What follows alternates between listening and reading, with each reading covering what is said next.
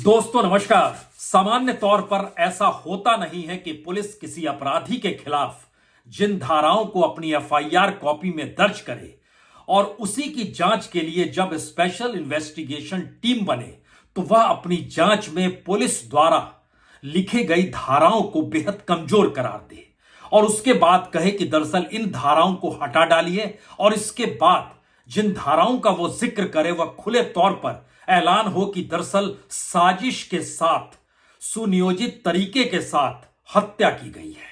जी, लखीमपुर का हादसा नहीं था, लखीमपुर में एक सोची समझी साजिश के तहत हत्या की गई थी और हत्या भी यूं नहीं हुई थी, क्योंकि जो रिपोर्ट निकल कर आई और जो पूछताछ के दौरान जिन बातों का जिक्र एसआईटी टीम के सामने कागज और दस्तावेजों में दर्ज है वो बेहद चौंकाने वाला है।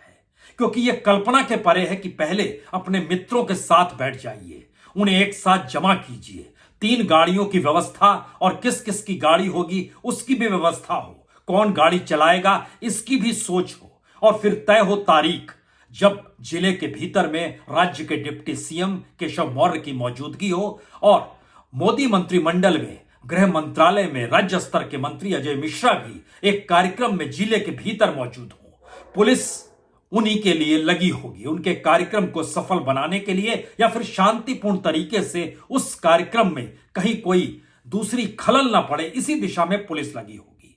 तो उसी वक्त 3 गाड़ियां किसानों को रौंदते हुए निकलेगी।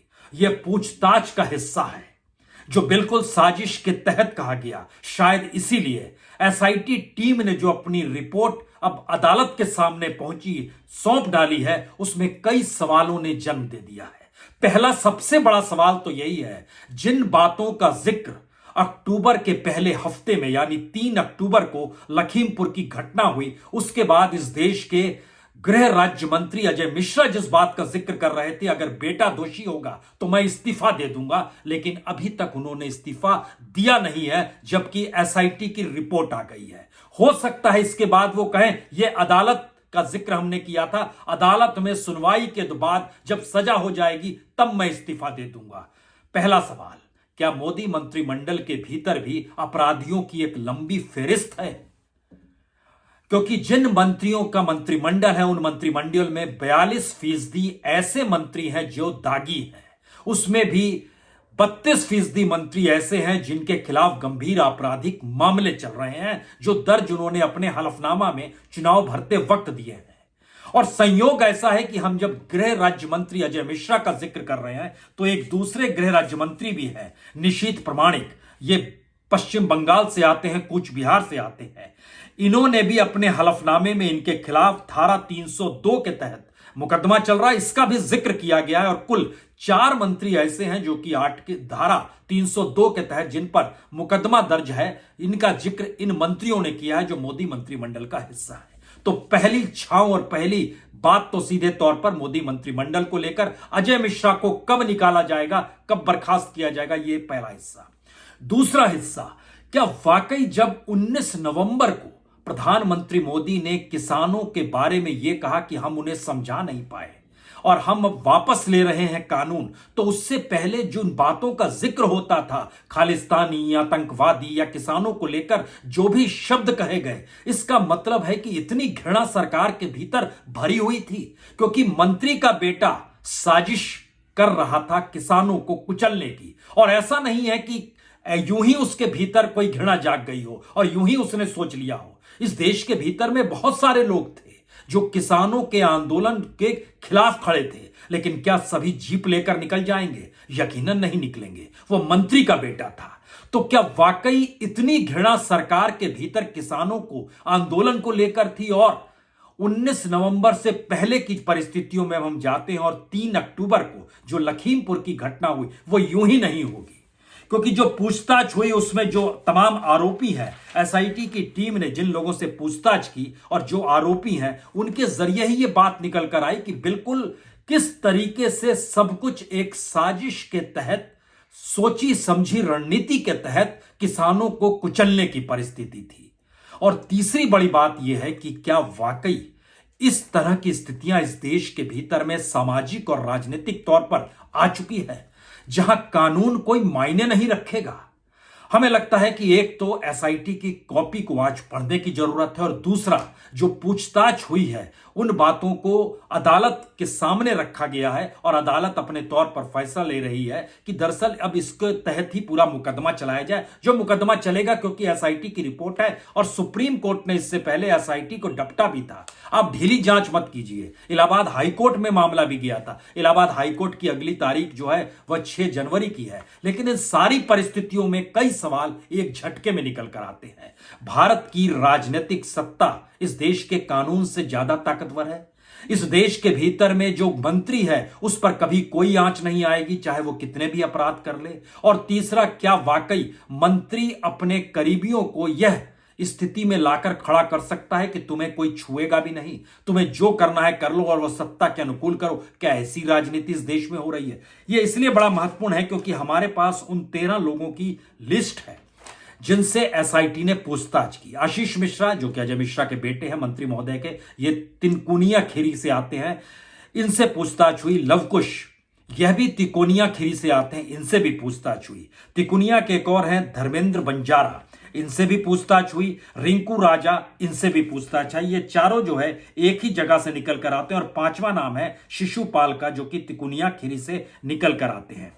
ये 5 लोग एक जगह के हैं। इसके अलावे आशीष पांडे, ये निधासन खीरी के हैं। शेखर भारती, ये लखनऊ से आते हैं, हुसैनगंज थाना। अंकित दास, यह भी लखनऊ से आते हैं। लतीफ, ये फरगान खीरी से आते हैं। नंदन सिंह बेस्ट, ये लखनऊ से आते हैं, थाना गाजीपुर लिखाया गया है इनके पता में। सत्यम त्रिपाठी, ये कौशांबी से आते हैं। सदर खीरी के सुमित जायसवाल हैं और उल्लास कुमार त्रिवेदी सिंघाई खीरी से आते हैं। ध्यान दीजिए, तो 5 अलग अलग जगह हैं जहां से ये 13 आरोपी हैं जिनके ऊपर अब हत्या का मुकदमा चलेगा। क्योंकि हत्या का मुकदमा इसलिए क्योंकि जिन धाराओं का जिक्र किया गया उन धाराओं में अब बहुत साफ तौर पर किया है कि अब आपको 4 धाराएं और जोड़नी होंगी।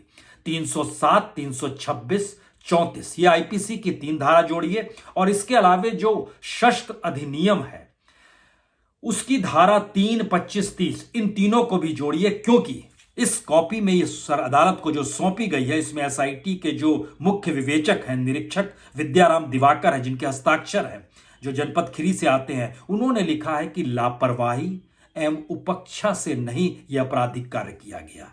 यह आपराधिक कार्य जानबूझकर पूर्व से सुनियोजित योजना के अनुसार जान से मारने की नीयत से किया गया है।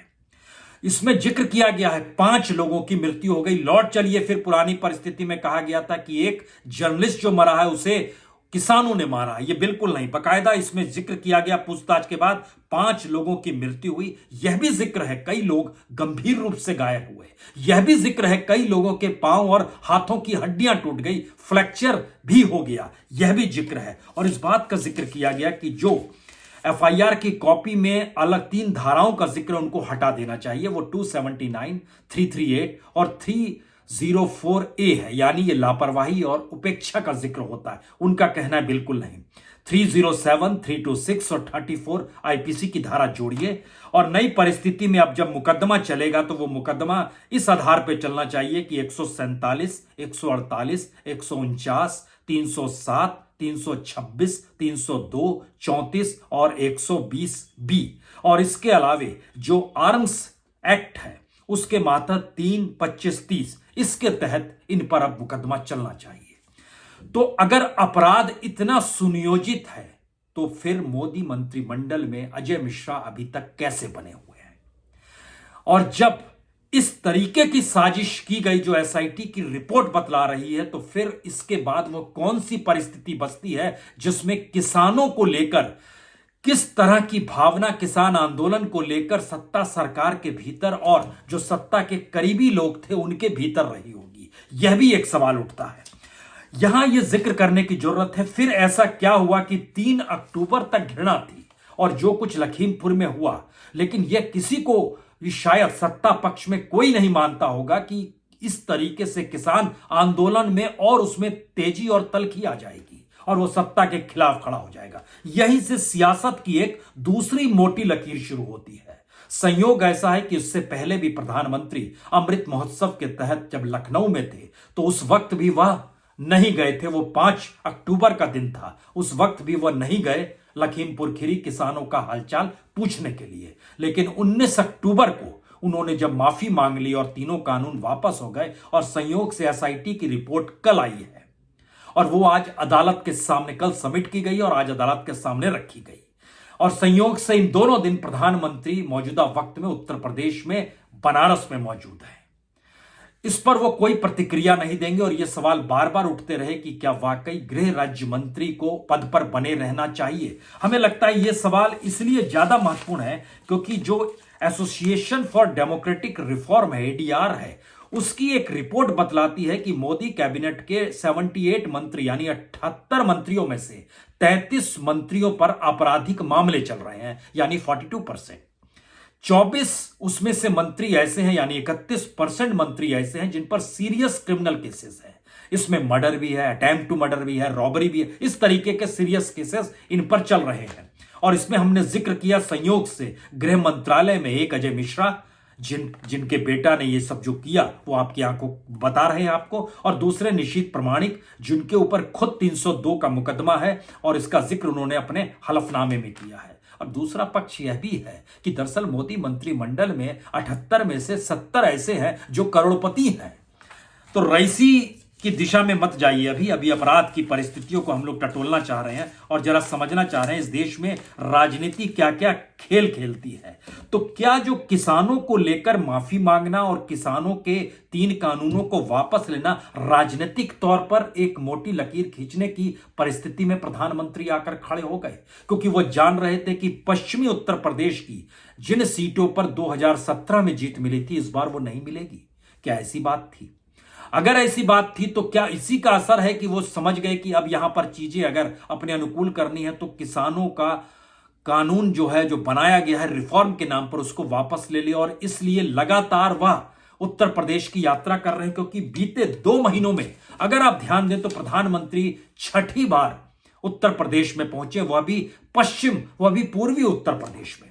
क्योंकि अगर आप तारीखों पर ध्यान दीजिए तो इसका मतलब एक तो यह भी निकलता है कि अब आचार संहिता लागू होने में ज्यादा दिन का वक्त नहीं है। उससे पहले जो शोर मचाना है मचा ले, जो लोकार्पण करना है कर लें, जो शिलान्यास करना है कर लें, और जो भी करना है कर लीजिए, क्योंकि जनवरी के पहले दूसरे हफ्ते में आचार संहिता लागू हो जाएगी, चुनाव की दिशा में चीजें बढ़ जाएंगी। तो फिर जरा ये समझिए कि क्या वाकई प्रधानमंत्री, एक तरफ उनकी कैबिनेट में अजय मिश्रा की मौजूदगी है, दूसरी तरफ इसके अलावे भी कई मंत्री ऐसे हैं जो दागी हैं, लेकिन लगातार 6 यात्राएं 20 अक्टूबर को कुशीनगर हवाई अड्डे का उद्घाटन करने वो पहुंचे थे, ये जानते समझते हुए कि कुशीनगर का प्राइवेट हाथों में सौंपने के लिए नीति आयोग रिपोर्ट तैयार कर चुका है और उसके बाद उसकी बिक्री भी होनी है। तो आने वाले दिनों में कुशीनगर हवाई अड्डा हो सकता है अडानी के पास चला जाए।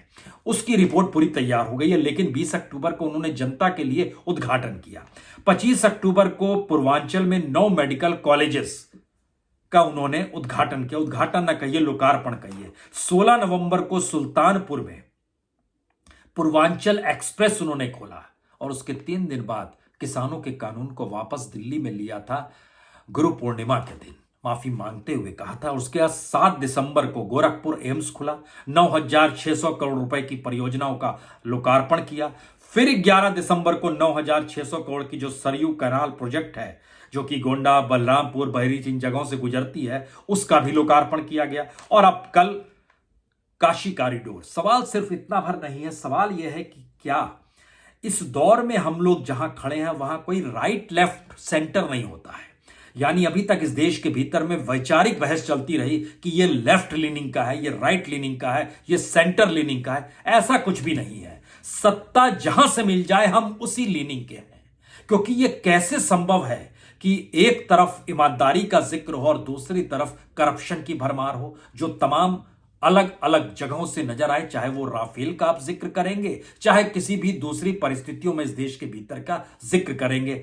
ये कैसे संभव है कि क्रिमिनल एस्पेक्ट से जुड़े हुए लोग जिनके खिलाफ केसेस चल रहे हैं वो मंत्रिमंडल में भी शामिल हो जाएंगे? ये कौन सी लीनिंग है? ये कोई बताने वाली लीनिंग नहीं है। और लखीमपुर की जो एसआईटी की रिपोर्ट जब बहुत साफ तौर पर बताती है कि 13 लोगों की साजिश, क्योंकि एसआईटी रिपोर्ट ने जो पूछताछ की है वह रिपोर्ट जो अदालत में सौंपी है उसमें खासतौर से अंकित दास, लतीफ, सत्यम त्रिपाठी, सुमित जायसवाल, रिंकू राजा, इन लोगों से जो पूछताछ हुई, और उसमें एक नाम और है, वो नाम है शेखर भारती का। इन लोगों से जो पूछताछ हुई उसमें बहुत साफ तौर पर निकल कर आया कि एक साजिश कैसे रची जा रही थी, और सोची समझी परिस्थितियों के साथ हर किसी को यह भरोसा था कि सत्ता उनकी अपनी ही है। डबल इंजन की सरकार है, लखनऊ में भी अपने हैं और दिल्ली में भी अपने हैं, तो कोई कुछ नहीं कहेगा और पुलिस कुछ दिनों के लिए पकड़ेगी, जेल में डाल देगी। लेकिन इस मामले ने तूल पकड़ा तो मामला सुप्रीम कोर्ट भी गया। 3 बार सुप्रीम कोर्ट में सुनवाई भी हुई, लेकिन फिर वही सवाल है, क्या वाकई सत्ता की ही लीनिंग इस देश के भीतर में लेफ्ट राइट सेंट्रल हो गई है? नेताओं की अपनी कोई सोच नहीं, या सत्ता में बना रहना और बने रहने के दौरान कानून की धज्जियां उड़ जाए, पुलिस को अपने अनुकूल करने के लिए एफआईआर दर्ज करने की स्थितियों में लाकर खड़ा कर दिया जाए? क्योंकि अगर आप ध्यान दीजिएगा तो जिस दिन गिरफ्तारी हुई आशीष मिश्रा की, उस दिन भी उनसे जो पूछताछ चल रही थी वो कितने घंटे, एसआईटी की इतनी लंबी पूछताछ इससे पहले कभी नहीं हुई थी। यानी इस देश में एसआईटी ने बहुत सारे मुख्यमंत्रियों को से पूछताछ की है। एक वक्त गुजरात के मुख्यमंत्री नरेंद्र मोदी से भी पूछताछ हुई थी, लेकिन उस वक्त भी 9 घंटे ही पूछताछ हुई थी। लालू यादव से भी पूछताछ हुई थी, एसआईटी ने अपने तौर पर पूछताछ की थी। अलग अलग मंत्रियों से कई बार पूछताछ एसआईटी ने की है, लेकिन मंत्री के बेटे से जो पूछताछ हो रही है, जो चुनाव लड़ने के लिए लगातार बेचैन थे, वह इस बार चुनाव लड़ना चाहते थे, उनसे 14 घंटे पूछताछ हुई, और 14 घंटे की पूछताछ के बाद भी कहा गया कि वो अपनी जुबान पूरी नहीं खोल पा रहे हैं। और उसके बाद इस देश के भीतर में जो हल्ला शोर हंगामा मचा, सुप्रीम कोर्ट ने भी अपने तौर पर सो मोटो लेते हुए कहा हम सुनवाई करेंगे, और ऐसी परिस्थिति आई कि उसके बाद एसआईटी ने जांच में तेजी लाई, और उस जांच की तेजी में यह बात निकल कर आई कि एक सिलसिलेवार तरीके से दिन को तय किया गया था। इस दिन हम ये कृत्य करेंगे, इस दिन इस तरीके से इन चीजों को किया जाएगा। अब यहां पर असल सवाल है कि अगर राजनीति के लिए ही सब कुछ है और राजनीति में सत्ता बरकरार रहे इसीलिए सारी चीजें हैं, तो फिर अजय मिश्रा को हटाया जाए या ना हटाया जाए? राजनीति कहती है मत हटाइए, अपनी दबंगई दिखाइए, क्योंकि अपनी दबंगई में लोगों के ऊपर प्रभाव पड़ता है, और जब आप कमजोर हो जाते हैं, खास तौर से तब जब उससे पहले के तमाम वर्षों में आप बताते रहे कि हम ही ठसक के साथ चलेंगे। क्योंकि ठोकों की परिस्थितियां उत्तर प्रदेश में अखिलेश यादव बार बार जिक्र करते रहे हैं कि ये ठोकने की परिस्थितियां थी, और अपराधियों को ठिकाने लगाने की जो सोच थी उसमें भी किस तरीके से सत्ता और राज्य की सरकार सेलेक्टिव हो गई थी, जातियों को लेकर सेलेक्टिव हो गई थी, किन जातियों से खिलाफ कार्रवाई करनी है, किन के खिलाफ नहीं कार्रवाई करनी है, ऐसी परिस्थितियां भी आ गई थी। तो अब यहां पर 2 सबसे बड़े सवाल हैं। एक, किसानों की हत्या करने की साजिश और सुनियोजित तरीका जो अपनाया गया 3 अक्टूबर को, उसको अपनाने की बात निकली कहां से? क्या इसकी मुकदमे के दौरान चीजें निकल कर आएंगी? ये किसने कहा होगा? क्योंकि एक मंत्री का बेटा अपने तौर पर अपने इलाके के किसानों को कुचल देंगे, यह सोच नहीं सकता है। जाहिर है उसको यह कहा गया होगा कि तुम्हें कानून हाथ नहीं लगाएगा, लेकिन फिर भी कोई आंदोलन चल रहा है, देश भर में चल रहा है, 1 बरस से चल रहा है। उस 1 बरस के दौर में किसी ने नहीं सोचा, यहां तक कि दिल्ली की सीमा पर बैठे हुए किसानों के सामने भी कील ठोकी गई, वहां पर अलग अलग जगहों पर पानी मारा गया, वहां पर आंसू गैस छोड़े गए, लाठियां भांजी गई, लेकिन किसी ने कुचलने की नहीं सोची। वहां पर कुचलने की ताकत कहां से आ गई? क्या हमारी राजनीति इतनी क्रूर हो गई है, या फिर कानून इतना कमजोर हो गया है? अगला सवाल, उससे जुड़ा हुआ सवाल, अब उसकी भरपाई की दिशा में क्या वाकई मंत्री को हटाकर वाहवाही ली जाए, या यह भी किसानों की जीत मानी जाएगी? जिस तरीके से अभी भी यह सवाल है कि किसानों के 3 कानूनों को वापस लेने के बावजूद किसान बीजेपी के हक में नहीं है। वह किसे वोट देगा यह एक अलग मसला है, लेकिन वह बीजेपी को हराना चाहता है, क्योंकि उसे अभी भी शक है, क्योंकि बीजेपी से जुड़े नेता ही बार बार कहते रहे ये 3 कानून फिर से आ जाएगा। तो क्या ऐसी परिस्थितियां इस देश के भीतर में आकर खड़ी हो चली है जहां कोई सत्ता में है तो सत्ता छोड़ना नहीं चाहता, सत्ता नहीं छोड़ने की दिशा में सब कुछ अपनी हथेली में दबोच लेना चाहता है, और सब कुछ अपनी हथेली में दबोचते हुए अपने लोगों को वो फ्री कर देता है कि तुम्हारे ऊपर कोई कानूनी कार्रवाई नहीं होगी? ये सारे सवाल बेहद गंभीर हैं, क्योंकि राजनीतिक जीत हार तो लोकतंत्र का हिस्सा है। जनता जिसे वोट देगी, जिसे नहीं देगी। यह परिस्थितियां कोई अभी की नहीं है। भारत का लोकतंत्र धीरे धीरे बड़ा सुदृढ़ हो चला है और कई चुनाव इसने देखे हैं। 1952 के बाद से इस देश में जनता ने वोट दिया है, लेकिन क्या फिर भी मौजूदा परिस्थिति और तत्काल की स्थितियां ऐसी आ गई है क्योंकि 2022-2024 को भी निर्धारित कर रहा है? क्या यह विधानसभा का चुनाव लोकसभा से जुड़ रहा है?